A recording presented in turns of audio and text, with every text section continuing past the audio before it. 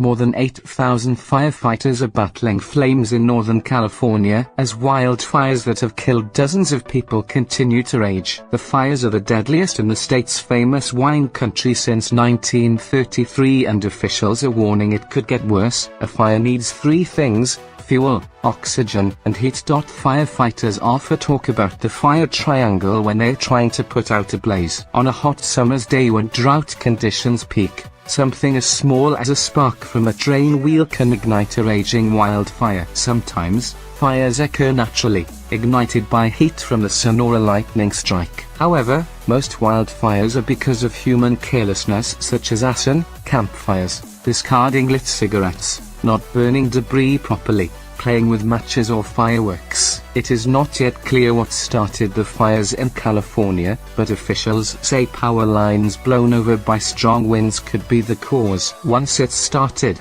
a wildfire can spread due to the wind being on a slope or because of fuel. Where a slope is going upwards at a 10% gradient, that would double the speed of the fire. If it's 20%, it would quadruple the speed of the fire. Rob Gazzard, technical advisor to the Forestry Commission, tells Newsbeat that's because it's preheating the fuel above it. So if a fire is going up a mountain, it will go very fast. Fuel includes everything from trees, underbrush and dry grassy fields to homes. The more fuel there is, the more violently the fire will burn. Plus, if it's really dry, like it has been in California, the fire it creates is much more difficult to control. Low rainfall causing a drought, searing hot temperatures and wind all make the perfect recipe for a wildfire. Remember the heat in the fire triangle?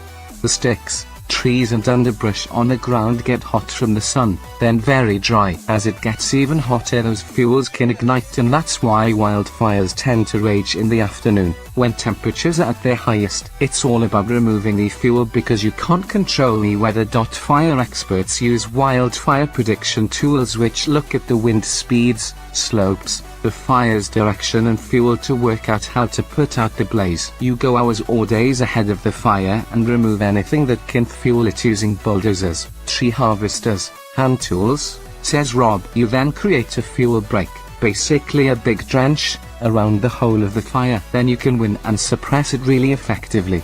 We tend to get them in England and Wales, as well as part of Northern Ireland and Scotland near urban and rural areas. Fires here are generally smaller because our temperatures aren't as extreme as Australia, New Zealand, South Africa, Canada or United States. According to the government's climate change risk assessment, wildfires are predicted to increase in the United Kingdom by 30 to 50% by 2080, says Rob. There is even a practice guide on preventing wildfires in the UK. This involves picking less flammable trees, planting them in places where they're less likely to set on fire, and harvesting them regularly. Find us on Instagram @Newsbeat and follow